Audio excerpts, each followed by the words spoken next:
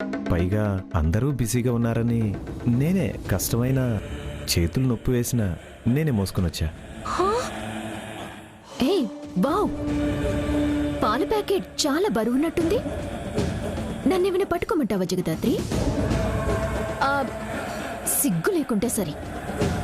అన్నయ్య నీ కళ్ళ ముందే అన్ని సామాన్లు మోసుకొని వస్తుంటే నువ్వు పాల ప్యాకెట్ పట్టుకొని వస్తావా? ప్లీజ్ నిషిక సిస్టర్, జగదాత్రి సిస్టర్ని ఏమనకండి. తను ఇంకొక చిన్న కవర్ తీసుకుంటా అని చెప్పినా నేనే వద్దని చెప్పాను. ఇంట్లో వాళ్ళకైతే పనులు చెప్పగలం కానీ ఇంటికొచ్చిన గెస్ట్లకి ఎలా పనులు చెప్పగలం? భుజం ఖాళీగా ఉంది కదా, ఇదొకటి. గెస్ట్ అయితే ఇంట్లో 3 పూటలు తింటుంది కదా, కొంచెం ఒళ్ళుంచితే ఏమీ కాదులే అన్నయ్య. అయినా నువ్వేందమ్మీ అల్లుడొద్దంటే అడిగి తీసుకోవాలి గాని అట్టనే పాల ప్యాకెట్ ఒక్కటి ఎత్తుకొని వస్తావా? ప్లీజ్ అత్తయ్య, సిస్టర్ని ఏమి అనకండి అత్తయ్య. ఆ పాల ప్యాకెట్ మోయించినందుకే నాకు చాలా బాధగా ఉంది. ఓహో, బ్రదర్ బిల్డప్ బాబ్ అన్నమాట. ఇంట్లో అవసరానికి పనికొచ్చే బకరా ఎవరా అనుకున్నాను, దొరికేశారు. ఏదో నేను ఫిట్గా ఉన్నాను కాబట్టి ఇవన్నీ మోయగలుగుతున్నా. అందరూ నాలా ఉండాలంటే ఎలా చెప్పండి? కరెక్ట్ గా చెప్పావన్నయ్యా. అయినా అబ్బా, ఏం ఎనర్జీ, ఏం ఫిట్నెస్. మీరిలా సామాన్లన్నీ తీసుకొస్తుంటే పర్వతాన్ని ఎత్తుకొస్తున్న ఆంజనేయ స్వామిలా ఉన్నారు. అయినా అన్నయ్య, ఇంత ఫిట్నెస్ నీకెలా? చాలా హార్డ్ వర్క్, డెడికేషన్తో చేస్తేనే వస్తుంది. ఓ, ఎన్ని రాత్రులు స్లీప్ లేకుండా కష్టపడ్డానో తెలుసా సిస్టర్? దానికెందుకన్నయ్య చెప్తున్నావు? తిని తిరగటం తప్ప ఏమీ తెలీదు. మా ఇంట్లో కూడా అంతే. పని చెప్పగానే ఇంట్లో నుంచి మాయమైపోయేది. పని దొంగ. ఇదేటిచ్చి లోపలికి పోయి రెస్ట్ తీసుకో అమ్మీ. ఇంట్లో పని వాళ్ళందరూ ఎక్కడున్నారు? ఇక్కడే ఉంది కదా వదినా. నేను అడుగుతుంది పని వాళ్ళ గురించి. ఓ, నేనింకా ఇంట్లో పని లేని వాళ్ళ గురించి అనుకున్నాను వదినా. నేను సామాన్లు లోపల పెట్టేస్తానులే. ఇక్కడ నుంచి సిస్టర్ చూసుకుంటుందంట అత్తయ్య, నేను వెళ్ళి రెస్ట్ తీసుకుంటా.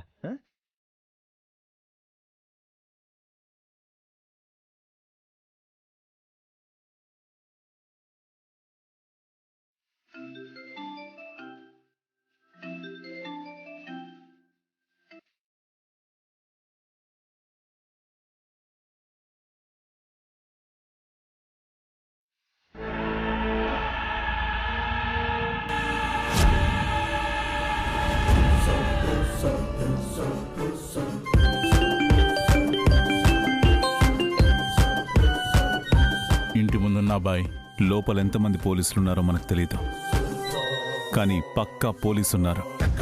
నీతో తలపడింది ఎవరో చూడు. కుదిరితే వాళ్ళ ఫోటో కూడా నాకు కావాలి. సరే బాయ్, నేను చూసుకుంటా. 10 నిమిషాల్లో ఆ పోలీస్ ఎవరో మీకు నేను తెలియజేస్తాను. జాగ్రత్త.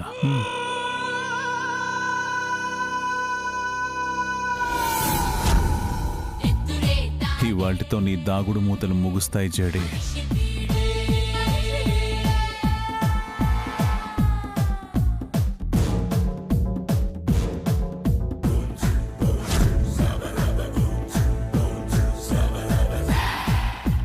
రాధక్క, కౌశికి వదినకేమిష్టం? అమ్మగారు కొబ్బరి చట్నీ ఇష్టంగా తింటారు. ఆహా,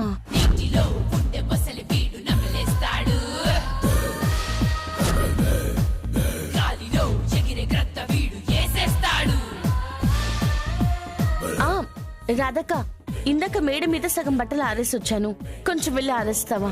సరే అమ్మా.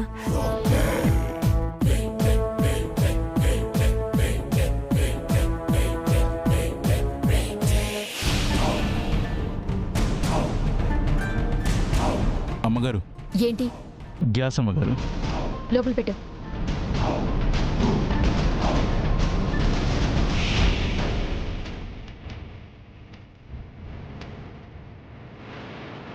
మేడం, గ్యాస్ ఎక్కడ పెట్టాలి? అక్కడ పెట్టేసేయండి.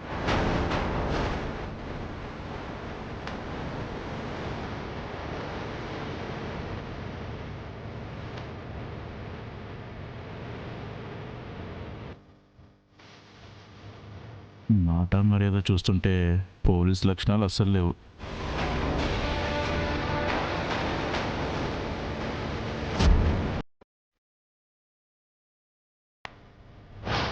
లోపల ఎంతమంది పోలీసులు ఉన్నారో మనకు తెలియదు, కానీ పక్కా పోలీసు ఉన్నారు. నీతో తలపడింది ఎవరో చూడు.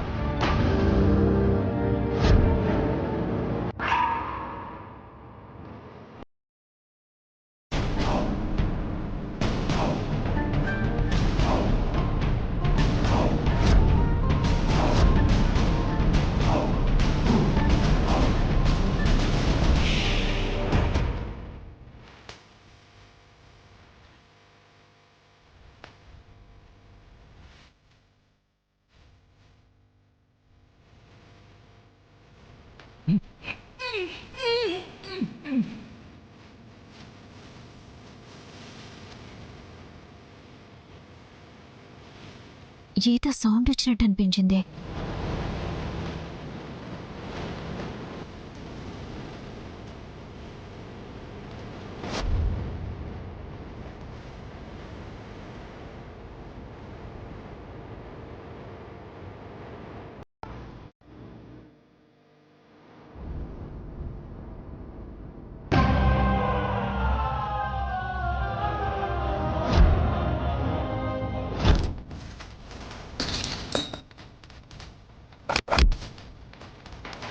నిత్యమన్నం తిరిగిస్తూనే కూచోడు స్థానం వెటికాళ్ళు అసమాయం గర్జిస్తూనే అరవిసింహ.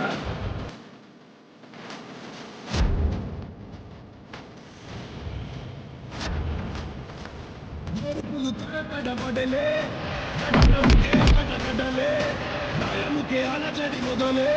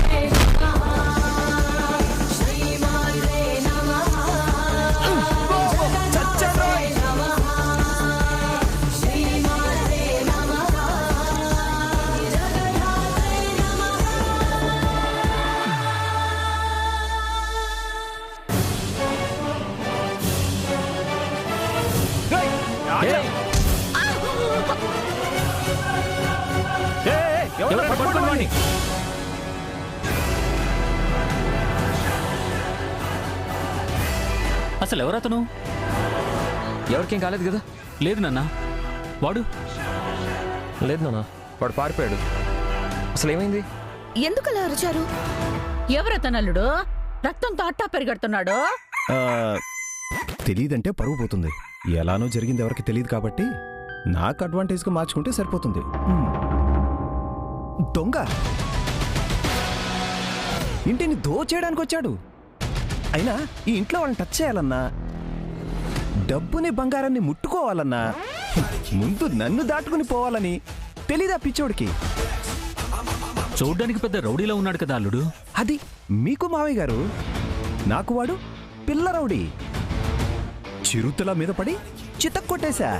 ఆహా, ఓహో అన్నయ్య, అసలు మీ ఆవేశం ఏంటి? ఆ పవర్ ఏంటి? ఒక్క పంచుతో పంచింగ్ బ్యాగ్ ని బ్లాస్ట్ చేసేశారు. నువ్వు గ్రేట్ అన్నయ్య. అల్లుడు దెబ్బలేమీ తగలేదు కదా? నన్ను టచ్ చేసే ధైర్యం వాడికి ఎక్కడది మావయ్య? పాపం నేను కొట్టాక వాడి పొజిషన్ ఏంటో. రౌడీని కొట్టాడంటే బావే పోలీసా? సరే అన్నయ్య, ఫైటింగ్ చేసి చేసి మీరు అలసిపోయినట్టున్నారు. మీరు రిలాక్స్ అవ్వండి. నేను ఫ్రెష్ గా ఒక ఫ్రూట్ జ్యూస్ తీసుకొస్తాను. Thank you sister.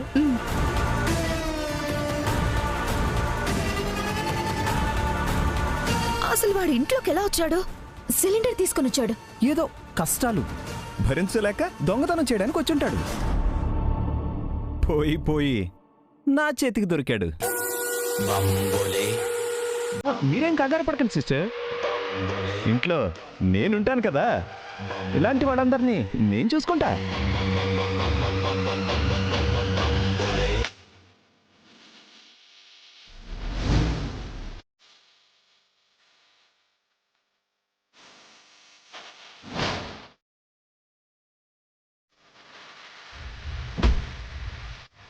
అలా కొట్టి వాడిని అరెస్ట్ చేద్దాం అనుకుంటే మధ్యలో అన్నయ్య వచ్చి మొత్తం చెడగొట్టేశాడు. అసలు ఈ రౌడీ ఎవరై ఉంటారు దాత్రి? మీనన్ మనిషి. మీనన్ వీడిని పంపాడంటే పక్కా యువరాజ్ చుట్టూ పోలీసులున్నారని ఈ పాటికే వాడికి అర్థమైపోయింది. మనని వెలుగులోకి తీసుకురావడానికి ఆ రౌడీని ఎరగా వేశాడు. ఈ ప్లాన్ ఫెయిల్ అయింది, కానీ మీనన్ మళ్ళీ ట్రై చేయకుండా ఉంటాడా? ఉండడు, ఖచ్చితంగా ట్రై చేస్తాడు. జేడీని చేరుకునేదాకా మీనన్ ఆగడు. మీనన్ని పట్టుకునేదాకా ఈ జేడీ ఆగదు. యువరాజ్ ఉన్నది కోటలో కాదు కురుక్షేత్రంలో అని ఈ పాటికే యువరాజ్కి అర్థమైపోయి ఉంటుంది. వాడు 5 సెకండ్లలో మనుషుల ప్రాణాలు తీసేయగలడు. ఎంత పెద్ద ఉచ్చు నుంచైనా నిమిషంలో బయటపడగలడు. 10 మంది రౌడీల శక్తి, తెలివి కలవాడు. చిరుతల మీద పడి చితక్కొట్టేశా. బావా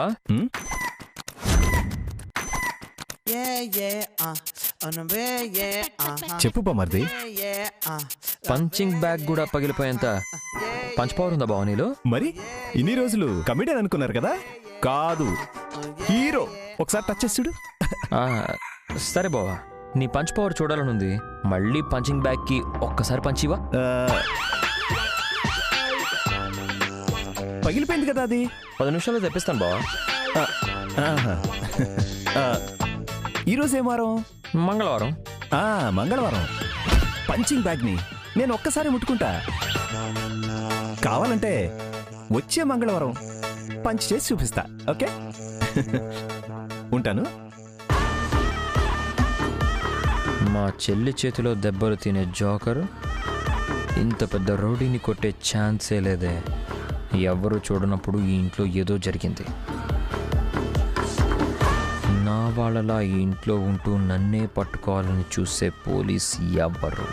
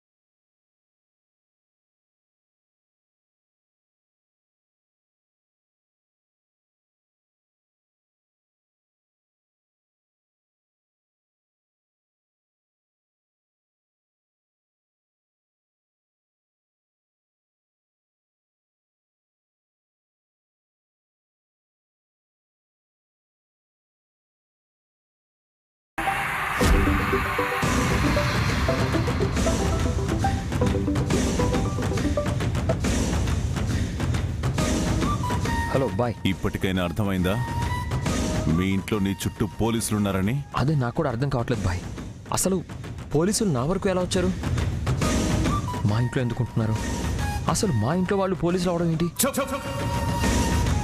సమస్య నీ వరకు వచ్చింది యువరాజ్. ఆ సమస్య రూపం ఏంటో కనుక్కొని దాన్ని నువ్వు తొలగించకుంటే నేను రంగంలోకి దిగాల్సి వస్తుంది. నేను రంగంలోకి దిగితే జరిగే మారణ హోమంలో మొదటి చావు నీదే అవుతుంది. ఇంత బలవంతుణ్ణే కొట్టిన ఆ బలమేంటో నాకు తెలియాలి. కనుక్కుంటా. వాళ్ళెవరో కనుక్కొని వాళ్ళ సంగతి నేను చూసుకుంటా.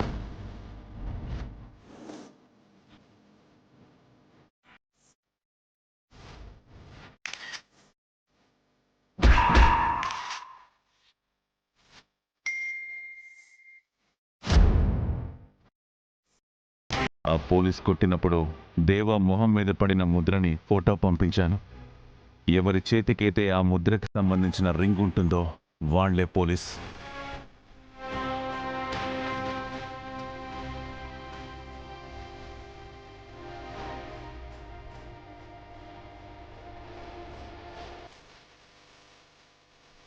సరే బాయ్, నేను చూసుకుంటా. యువరాజ్, ప్రమాదం జరిగి కాలో చెయ్యో సెప్టిక్ అయితే ప్రాణం కాపాడుకోవడానికి మనలో భాగమని తెలిసిన ఆ కాలినో చెయ్యినో తీసేస్తా. నువ్వు కూడా ఆ పోలీస్ మీ ఇంట్లో ఎవరని తెలిసినా వెనకడుగు వేయకు. చంపే లేదా నువ్వు నేను ఈ సామ్రాజ్యం మొత్తం కూలిపోతుంది. అది జరగకూడదు. సరే బాయ్.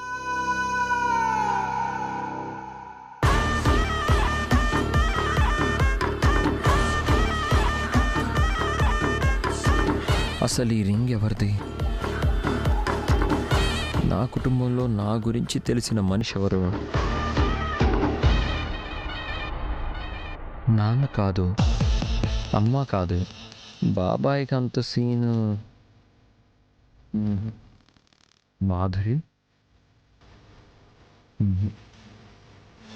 జగదాత్రి లేదా కేదార్ లేదా నిష్క. ఇంట్లో ఎవరైనా పోలీస్ అయి ఉండొచ్చు. ఈ రింగ్ సాయంతో వాళ్ళని పట్టుకొని చంపకపోతే నా ప్రాణాలకే ప్రమాదం. చంపేస్తా.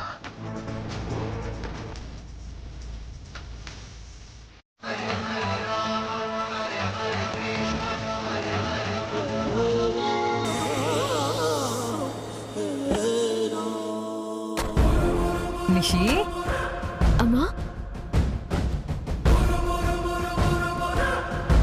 హాయ్ తయ్య, బాగున్నారా? ఎలా ఉన్నావే? నేను బాగున్నాను. ఏంటి నిషి, రాత్రి కార్యం బాగా జరిగినట్టేనా? ఊరుకుండా తయ్య. అమ్మా పద, రెండత్తయ్య.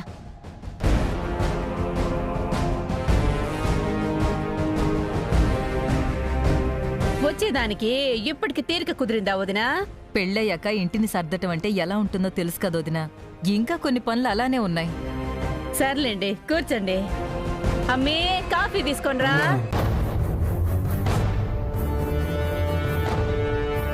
ఎవరి కోసం వెతుకుతా ఉండవు రాగిని? అదే అక్కయ్య, జగదాత్రి ఎక్కడుందా అని. ఏం జగదాత్రినో ఏమోలే రాగిని, ఆ అమ్మి వల్ల ఏదో ఒక రచ్చ. ఇంట్లో ఎందుకు ఉంచుకొని ఉండావు అంటే కౌశికి ఏదో చెప్తా ఉండాది. మీరెందుకున్నారు అంటే కౌశికి చెప్పింది అంటారు. వాళ్ళ ముగ్గురు కలిసి ఏవో మంతనాలు జరుపుతా ఉండారని నాకు అనిపిస్తా ఉండాది.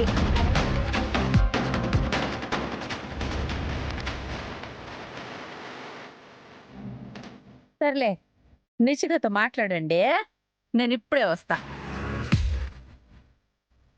అత్తయ్య, పిన్ని బాగున్నారా?